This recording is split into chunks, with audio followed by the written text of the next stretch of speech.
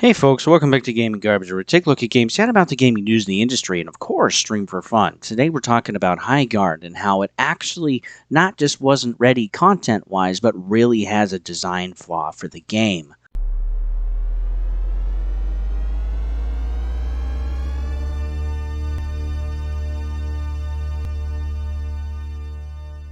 So, as we know, Highguard, or at least some of us, it's a free-to-play game. It came from the creators of Apex Legends and Titanfall, and there's also some Concord devs mixed in there too.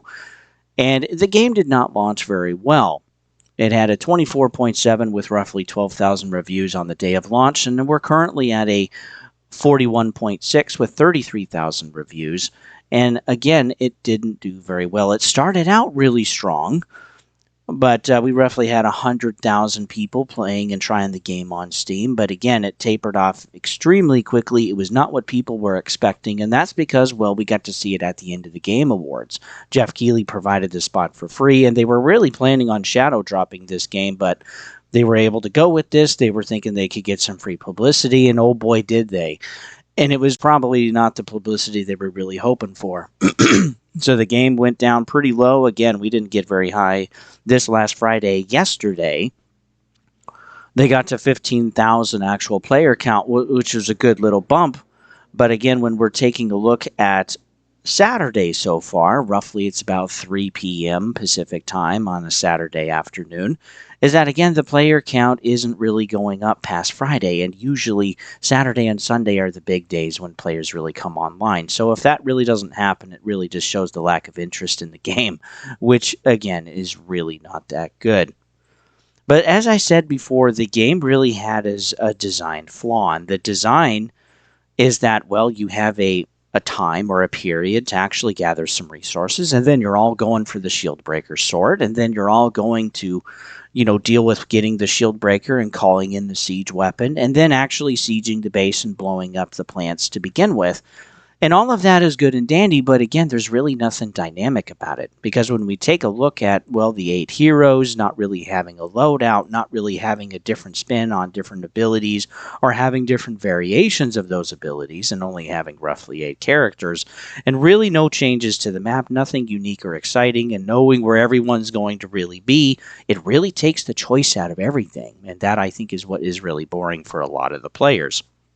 Because when we take a look at Concord, they started with 16 heroes, and they also had 6 different game modes.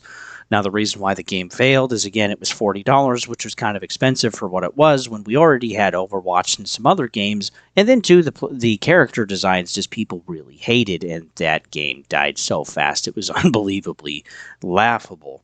Also, too, with Apex Legends, well, they started with 8 heroes, but we also had 20 teams of 3 at launch, which made it a lot more dynamic because every experience was roughly the same, but different, and you never knew when you were going to run into a different team, or if you wanted to play it safe, you could kind of be out by yourself on the outskirts, or also, too, you could really just jump right into the action, and that was great. And really down the road, again, we only had, teams of 3, but you had 19 other teams on the map. So, and that's where some of the dynamics came from. And even though Concord was not successful, there were different choices and modes for the game. But again, it really didn't work when you're just sitting in queue forever because there's not enough players. That is kind of a problem. And so, again, when we get back to Highguard, it's very static, it's very predictable, and that is the part of the boring part that people are not enjoying or getting along with. When we also take a look, too, at the actual game itself for content, well, again, it was just the 3v3. Even with seeing different videos in my own playing experience, there weren't really any maps, and we're not able to choose these supposedly 5 different maps at launch. I just keep seeing the same one over and over again, which again is kind of surprising. And again, the heroes are very static, and regardless of the map, the base layout is also the same. And we know we're going to get some of this stuff later. To be fair, updates are coming. We know we're going to get more heroes. We're going to get some more weapons. There's going to be new base layouts and maps and etc. But again, the general game of 3v3 and what happens on that map is the same. And you can grind towards some of those weapons, and there are skins and mounts and banners to buy, from $6 to $22 in the United States, which isn't horrible pricing. It's actually pretty good pricing compared to what's out there, but again, there isn't really a hook for the game to actually get to stuff to sell. pretty much looking at the entire package, the experience is a pretty mediocre game loop. It's, again, static and pretty boring for most players. The game, too, unfortunately, also was not optimized at launch. Let's take a look at a video. If you think Highguard looks unacceptably blurry, even when you've set it to native rendering resolution, 100% of your monitor's resolution, that's because the game is lying to you. It is not actually running at 100% of your rendering resolution unless you set post-processing quality to 100%. But wait, not 100%. High. For some reason, post-processing quality in this game changes the output resolution, not the internal rendering resolution, although I guess indirectly, but literally it's like going up here to resolution and changing to a non-native resolution for your monitor. I'm not kidding, I can prove it. If post-processing quality is set to low, then this game is actually rendering at 864p, even though I have it set to 1080p. And similar effects happen for other resolutions. I can see it right here. Now, what is this that I'm using to measure this? This is a overlay that you can enable through a registry edit that lets DLSS show its internal rendering resolution as well as its target output resolution, which should match what the game is set to here, 1080p. But the crazy thing is, if I set post-processing quality to high, guess what? Not only do things look a lot sharper now, although I'd argue this game still looks blurrier than it should, it looks a lot better and performance is a lot worse. But look, 1080p internal, 1080p output. We've fixed it. So yeah, isn't that crazy? Even the game, they had to kind of finagle something in figuring out a way for it to probably target roughly 60 frames per second, or at least for most players on PC. And I even got to say too, on console, it looks blurry. Now I'm getting a consistent, 55, 60 frames per second, regardless of what's going on. But again, the game looks blurry the entire time. So again, they launched a product that, in my opinion, was not ready, not just lacking in content, but was also flawed in its design. And then also, just on the performance level, they're finagling and screwing around with some of the settings to make it look like you're actually getting what you're getting, but you're not really getting that. And whether that's intentional or not, it still falls on them because it's their game, and they are also the developer and the publisher. Now, there is going to be some other stuff that's going to be coming,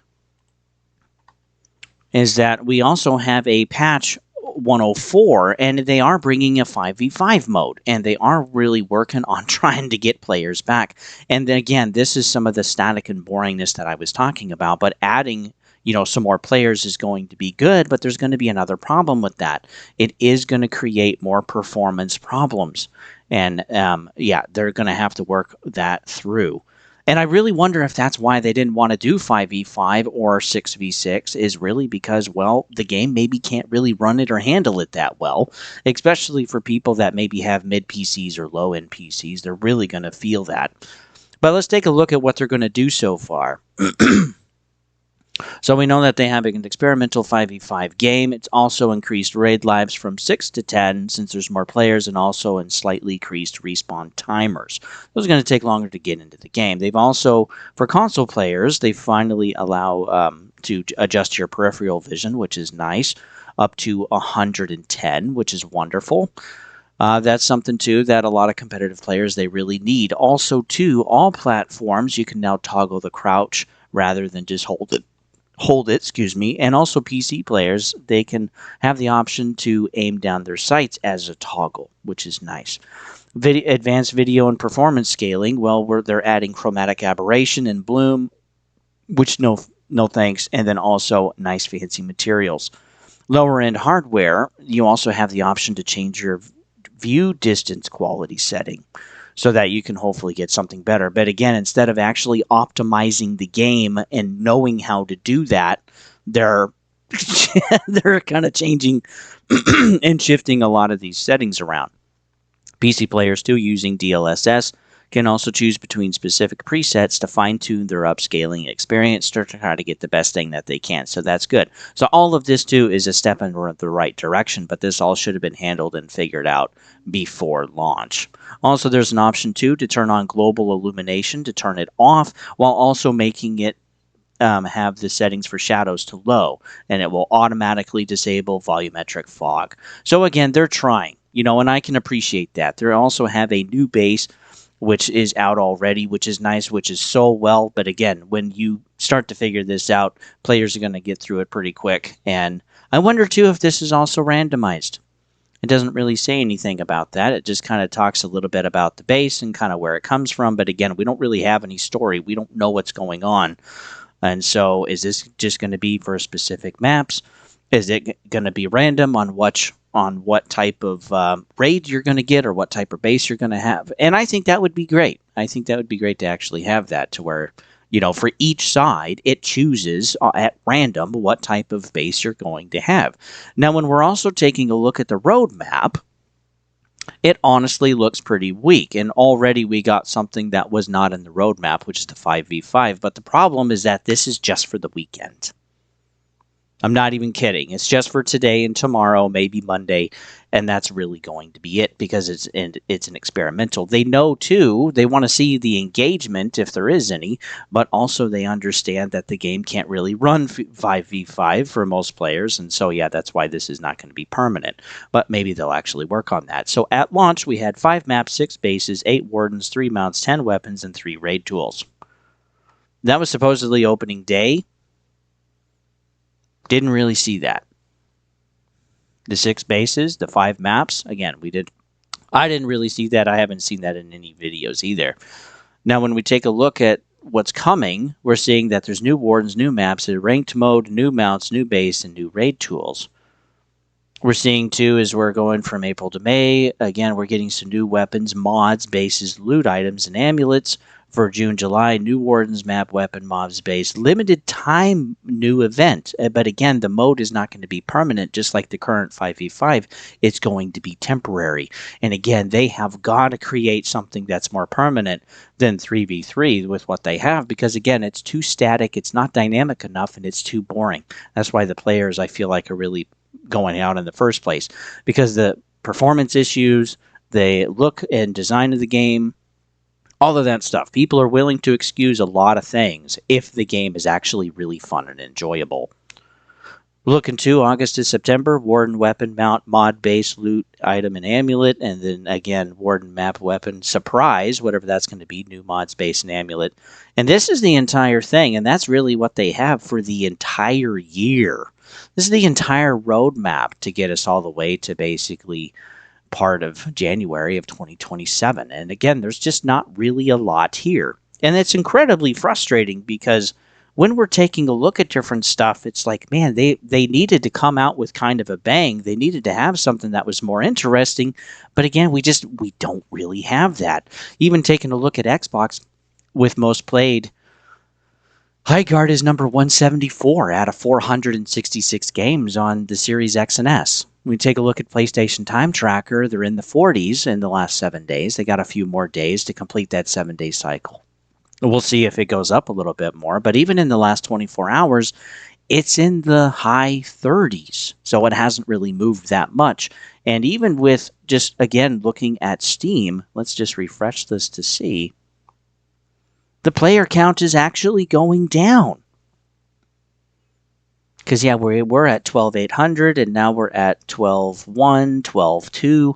And, yeah, the player count is already going down, and it doesn't look like it's going to match Friday. And while I don't necessarily want these devs to have a failing game, because they have debt, they have things that they need to prepare for, it's also, too, that this is really an open market. I mean, they had 4 years to build their game, and the trailer was not good. The presentation was not good. They should have stuck with their original plan. I'm sure they understand that now. But two, the game is also not ready. And two, the design has a flaw in it. It makes the game more boring and too predictable and not dynamic enough. So they have an uphill battle. This is going to be brutal. And it's really going to get worse. It's really going to get worse when we start getting into February, because we're starting to have games that are coming out this year. We have Resident Evil Requiem. We have 007 First Light. There's also Ace Combat 8 and a new Tomb Raider game. There's also Gran Turismo or Grand Theft Auto 6 at the end of the year. There's also Fable and Forza Horizon 6. There's a lot. We also have Saros and Marvel's Wolverine coming throughout the year. This, I mean, this is a problem. There's a lot of games coming in 2026, and if this is how they're starting out when there's nothing to play, what do you think it's going to be like when all of these games launch? What about the Lego Batman game? That game looks awesome, and people love Lego games. But yeah, you're thinking about this. Plus, too, there's all of the new content that's still coming for Apex, that's still coming for Fortnite and Rocket League and Call of Duty and Battlefield and Arc Raiders and all of these other games. Unfortunately, as hard as they've tried, probably it just hasn't been enough, and I don't see them becoming successful because they had their shot. And while that might seem unfair to some people, this is the open market. This is capitalism. You have the market the way that it is when you launch your product or your service, and people on an individual level in mass get to decide if your product is worth it or not. And that's just what happens. That's why game development is so difficult and so risky. It's because you can pour years into something and just this is what happens. Or you can even be worse where there's a Concord. Or you can have games like Fair Games that we don't even know if that's going to release. And two, I suspect the same thing is going to happen with Marathon. Again, if the live service, I just want to say this too, that live service has matured. Everything has pretty much been done that could be done. And there's not really much else. If your big selling point is we have mounts now because the map is big, because we have mounts because the map is big, it's just kind of a loop of just like, why make it that way? And unfortunately, the game is too predictable, or the characters are awful, or again, the storytelling is really bad. And with Highguard, we don't even have storytelling. We have no idea what's going on. We don't know anything for this. And while that wouldn't really be a big thing for everybody, it would maybe help entice some players because that's why the Helldiver community is still so big and still going even after a few years. You know, they've sold 20 million copies of Helldivers 2 by now. That's incredibly impressive. 20 million copies. But again, that's all PvP focused. There can be some team killing, but again, there's different worlds, there's different stuff, and it can still get old after a while. But you know, they got something going that people are engaging with and they're still making money at. But with stuff like this, what was the point? I don't know. If the devs are listening, honestly, I'm hoping that they can give something that the players need. But again, this might just become another Splitgate or some of the others that have died. We'll have to see. So with that, folks, thanks for tuning in. I'll see you guys on the next one.